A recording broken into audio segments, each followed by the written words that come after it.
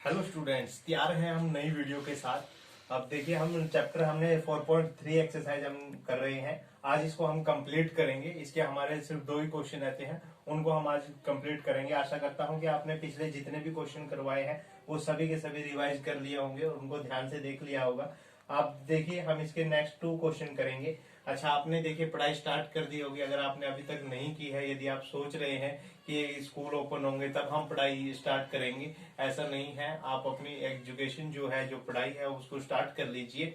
और देखिए, हमने 2 चैप्टर आज हमारे कंप्लीट हो जाएंगे, चैप्टर 2 और चैप्टर 4। देखिए, हम क्वेश्चन नंबर 10 पे आ गए हैं। आज हम क्वेश्चन नंबर 10 और 11 दोनों करेंगे। देखिए, इस तरह क्वेश्चन हमने पहले किया हुआ है। कहता है कि मैंगलोर और बैंगलोर के बीच में 132 किलोमीटर यात्रा करने में एक एक्सप्रेस रेलगाड़ी और सवारी गाड़ी से एक घंटा समय कम लेती है।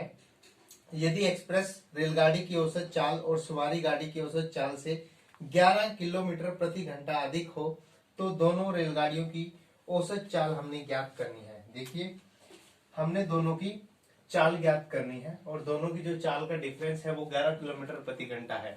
आप एक चीज याद रखिए कि एक एक्सप्रेस गाड़ी है और एक सवारी गाड़ी है। एक्सप्रेस गाड़ी जो है वो फास्ट चलती है, सवारी गाड़ी वो है जो मतलब कि सवारी गाड़ी थोड़ा धीरे चलती है। ठीक है, तो आप देखिए, हम इनकी स्पीड को हमें दोनों की स्पीड ज्ञात करनी है। मैंने आपको पहले भी बताया है कि जो भी चीज हमें निकालनी होती है उसको हम लेट करके चलते हैं। तो देखिए, सबसे पहला हम लेट करके चलते हैं कि जो हमारे पास पैसेंजर ट्रेन है उसकी चाल हम लेट कर लेते हैं। Let the speed of passenger train, let the speed of passenger train. देखिए, जो पैसेंजर ट्रेन की स्पीड है वो हम मान लेते हैं कि x किलोमीटर प्रति घंटा है। अब जो एक्सप्रेस ट्रेन है, ठीक है, लेट द स्पीड ऑफ जो एक्सप्रेस ट्रेन है, एक्सप्रेस ट्रेन की जो स्पीड है वो कितनी है, इससे 11 किलोमीटर प्रति घंटा अधिक है। तो इसकी जो स्पीड है वो 11 किलोमीटर प्रति घंटा अधिक है। तो x प्लस 11 किलोमीटर पर हावर। ठीक है जी। अब देखिए, दोनों के बीच में जो डिफरेंस है, जो दोनों शहरों के बीच में पहुंचने का डिफरेंस है वो 1 घंटे का है। मतलब एक जिस टाइम पे पहुंचती है तो दूसरी गाड़ी जस्ट उससे 1 घंटा बाद पहुंचती है। यानी अब हमारे पास टोटल डिस्टेंस हम देख लेते हैं। हमने एक फॉर्मूला पढ़ा था, पहले टोटल डिस्टेंस लिखते हैं कि टोटल डिस्टेंस कितना है दोनों शहरों के बीच का। जो टोटल डिस्टेंस है वो है हमारे पास 132 किलोमीटर है। तो देखिए, 132 किलोमीटर है। हमने एक फॉर्मूला पढ़ा है कि speed is equal to distance upon time. हमने पहले भी इस तरह का क्वेश्चन किया है, ठीक है। और यहाँ पे हमें टाइम निकालना है, तो देखिए time is equal to distance upon speed. ये इधर मल्टीप्लाई में आ जाएगा, ठीक है, और ये टाइम इधर चला जाएगा। तो time is equal to distance upon speed. अब देखिए, पहले हम इसके लिए जो पैसेंजर ट्रेन है वो कितना टाइम लेगी, मान लेते हैं कि वो T1 टाइम ले रही है। और टाइम कितना लगेगा, डिस्टेंस है 132 किलोमीटर और जो हमें स्पीड दी गई है वो कितनी है, x किलोमीटर है। अब जो एक्सप्रेस ट्रेन है वो कितना टाइम लेगी, इसको हम T2 मान लेते हैं। वो टाइम लेगी जितना डिस्टेंस है। डिस्टेंस कितना है, डिस्टेंस वही का वही है 132 किलोमीटर। और जो स्पीड है वो कितनी है, x प्लस 11 किलोमीटर पर हावर्स है। ठीक है जी। अब देखिए, दोनों में डिफरेंस कितने का है। ये T2 टाइम ले रही है, ये T1 टाइम ले रही है। दोनों में जो गैप है वो 1 घंटे का है, क्योंकि एक जिस टाइम पे ट्रेन पहुंचती है जस्ट 1 घंटा बाद उसके दूसरी ट्रेन पहुंचती है। तो दोनों का डिफरेंस कितना आएगा, 1 हावर्स के इक्वल आएगा। अब देखिए, वैल्यू कौन सी बड़ी है। देखिए, इसको टाइम कम लगेगा, इसकी स्पीड ज्यादा है तो टाइम कम लगेगा। ये टाइम ज्यादा है तो ज्यादा में से कम वैल्यू घटाएंगे।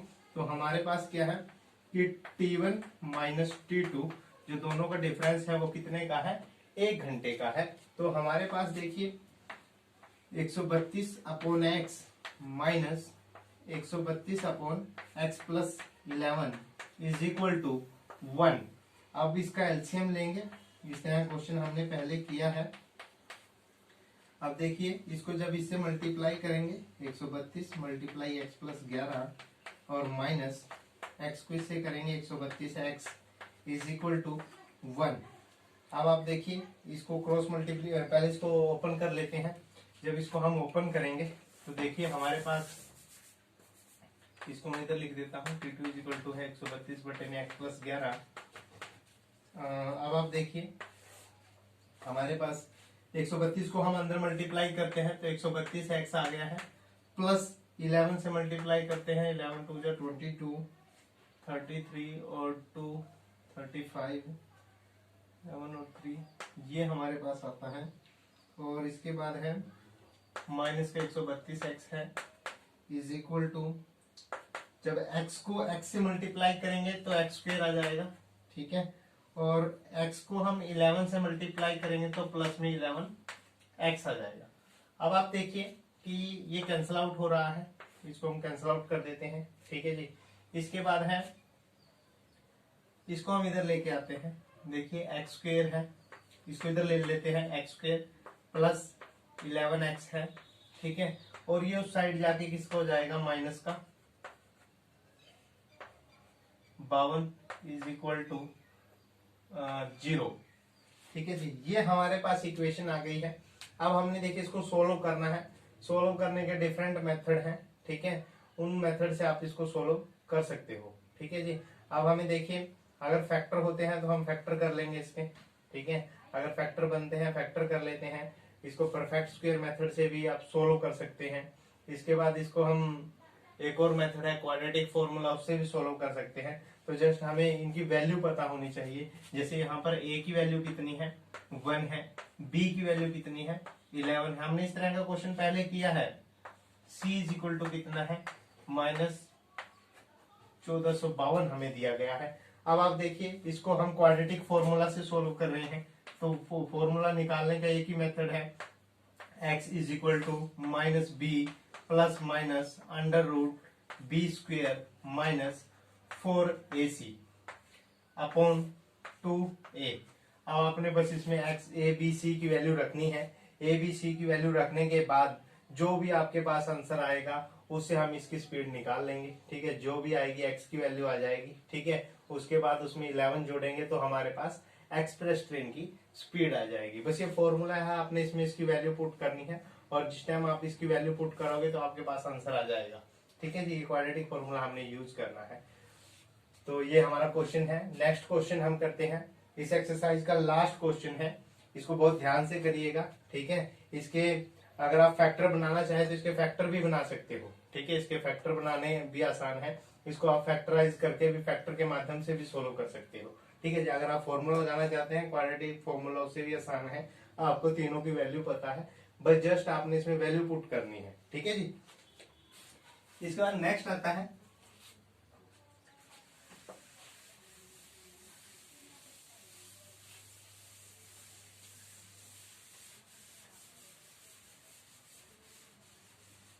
क्वेश्चन नंबर 11 है हमारे पास। क्वेश्चन नंबर 11 देखिए, स्टेटमेंट क्या दी गई है। स्टेटमेंट दिया गया है कि दो वर्गों के क्षेत्रफलों का योग जो है वो 468 मीटर स्क्वायर है। यदि उनके परिमापों का अंतर 24 मीटर हो तो दोनों वर्गों की भुजाएं ज्ञात करिए। तो हमें क्या ज्ञात करना है, दोनों वर्गों की भुजाएं ज्ञात करनी है।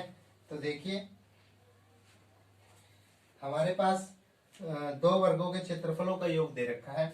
अच्छा, हमारे पास दो वर्ग हैं। देखिए हम मान लेते हैं कि हमारे पास एक वर्ग इस तरह का है, ठीक है। और देखिए वर्ग होता है जिसकी सभी भुजाएं बराबर होती हैं, ठीक है जी। तो मान लेते हैं कि एक वर्ग ये है और एक इस तरह का वर्ग, ठीक है जी। एक वर्ग है जिसकी भुजा कितनी है, x, तो सभी भुजाएं x होंगी। एक वर्ग है जिसकी भुजा कितनी है, y, ठीक है। हम लेट कर लेते हैं, let the side of first square, let side of first square, जो फर्स्ट स्क्वायर है हमारे पास उसकी जो साइड है वो कितनी है, x है। हमने कितना उसको मान लिया कि वो x है। Late the side of second square, जो दूसरा स्क्वायर है उसकी साइड कितनी है, y है, उसकी साइड कितनी है, y है। अब हम इसका एरिया निकालते हैं। देखिए पहला तो हमें दिया गया है कि दोनों वर्गों के क्षेत्रफलों का योग, पहले इनका हम क्षेत्रफल निकाल लेते हैं, क्षेत्रफल को एरिया बोलते हैं। तो देखिए area of first square, area of first square, जो हमारे पास फर्स्ट स्क्वायर है उसके एरिया हम निकालते हैं। स्क्वायर जो वर्ग होता है उसका स्क्वायर का फॉर्मूला होता है साइड इंटू साइड। तो एक्स को एक्स से मल्टीप्लाई करेंगे तो कितना आ जाएगा, एक्स स्क्वायर आ जाएगा। इसी तरह से एरिया ऑफ सेकंड स्क्वायर, जो हमारे पास सेकंड स्क्वायर है उसका एरिया जब हम निकालेंगे y इंटू वाई कितना आ जाएगा, y स्क्वायर आ जाएगा।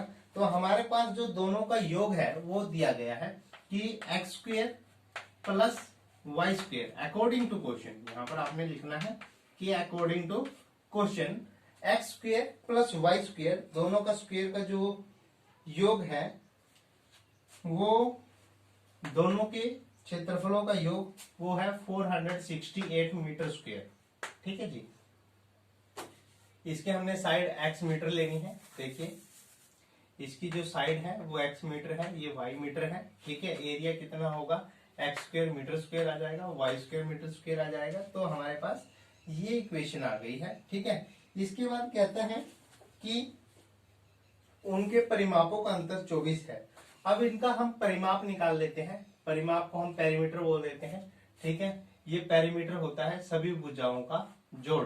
पेरीमीटर क्या होता है, सभी भुजाओं का जोड़। अब यहाँ पर भुजा y है, y y y यानी 4y हो जाएगा। देखिए perimeter of first square, perimeter of first square.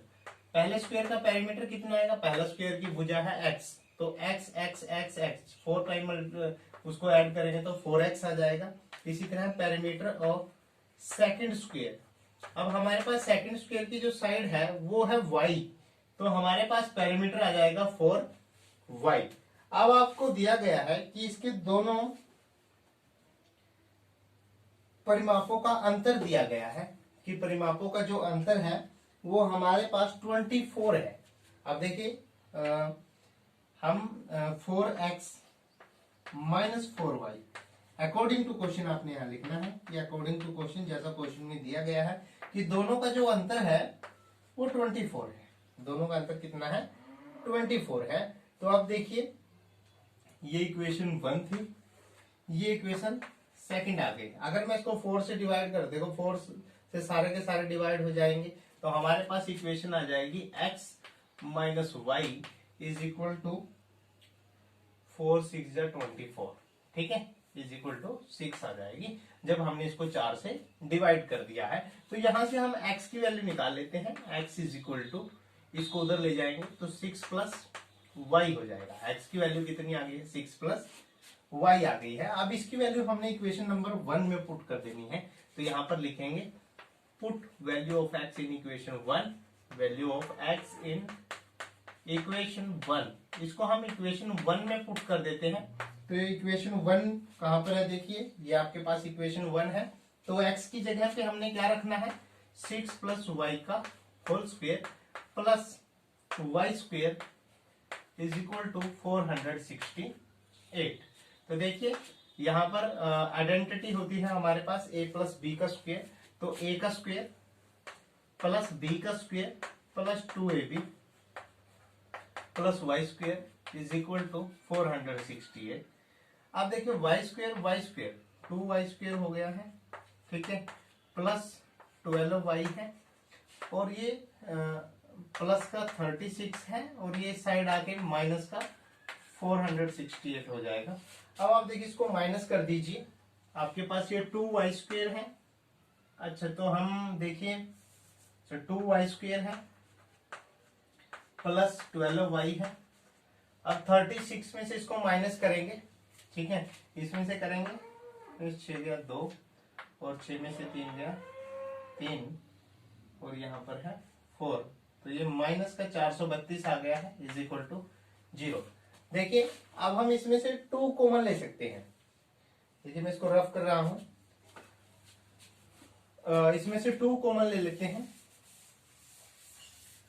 जब हम इसमें से 2 कॉमन लेते हैं तो हमारे पास इक्वेशन बच गया है वाई स्क्वेयर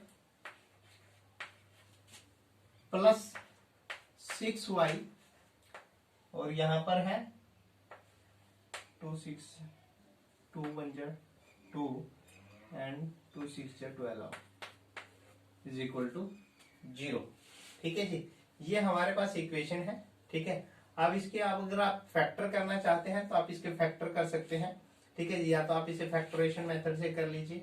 ठीक है, या फिर अगर आप इसके फैक्टर नहीं करना चाहते हैं तो आप इसको क्वाड्रेटिक फॉर्मूला से भी सोल्व कर सकते हो। ठीक है जी, तो देखिए अगर मैं इसके फैक्टर करता हूं, अब आप देखिए इसको ऐसे सोल्व करना है जैसे हमने इसको सोल्व किया था।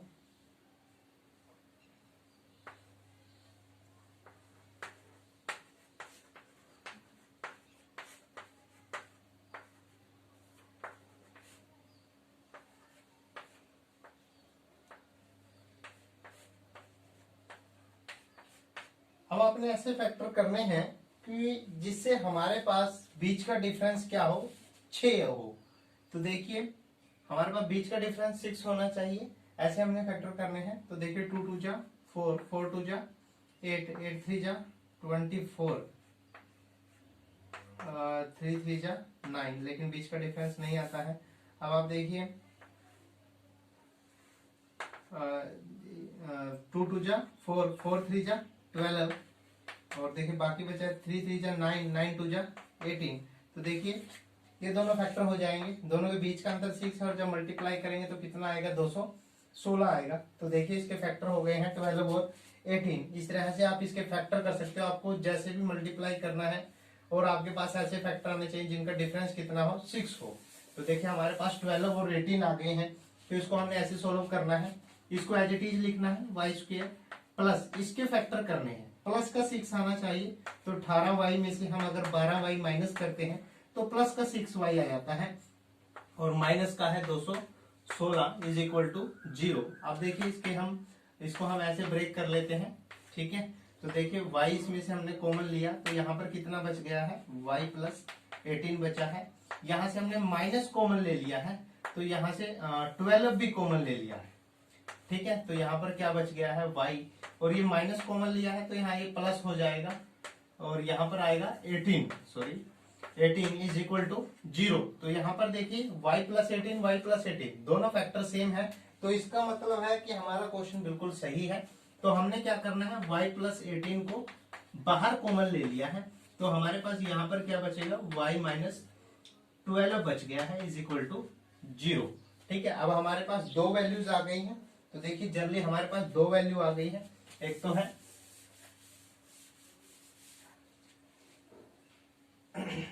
y की वैल्यू कितनी है, y इज इक्वल टू आएगा -18 जब इसको 0 के इक्वल रखेंगे। एक हमारे पास आएगा y इज इक्वल टू 12। तो देखिए हमारे पास कभी भी जो साइड है वो माइनस में नहीं हो सकती है, तो हमने प्लस वाली वैल्यू लेके चलना है।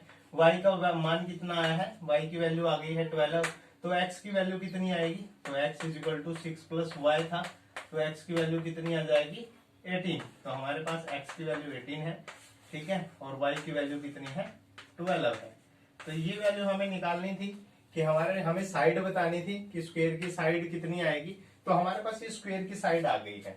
तो आशा करते हैं कि आपको समझ में अच्छे से आया होगा। अगर फिर भी कोई दिक्कत है तो आप कमेंट के माध्यम से हमें बता सकते हैं। तो आपने इसको अच्छे से सोल्व करना है। एक्सरसाइज हमारी कंप्लीट है। तो देखिए हमने 2 चैप्टर कंप्लीट कर लिए हैं, एक हमने सेकंड चैप्टर को कंप्लीट कर लिया है और एक 4th चैप्टर कंप्लीट हो गया है। तो आपने इन दोनों चैप्टर को कंप्लीट कर लेना है। आप अपनी नोटबुक तैयार कर लीजिए। ठीक है, इनको अच्छे से करिए, ये बहुत इंपॉर्टेंट, दोनों के दोनों चैप्टर बहुत इंपॉर्टेंट है, और आपके क्वेश्चन पेपर में पक्का इनसे क्वेश्चन आते हैं। तो आपको अच्छे से समझ आया होगा। यदि वीडियो अच्छा लगा है तो वीडियो को लाइक करें, चैनल को सब्सक्राइब करें और वीडियो को पूरा देखें।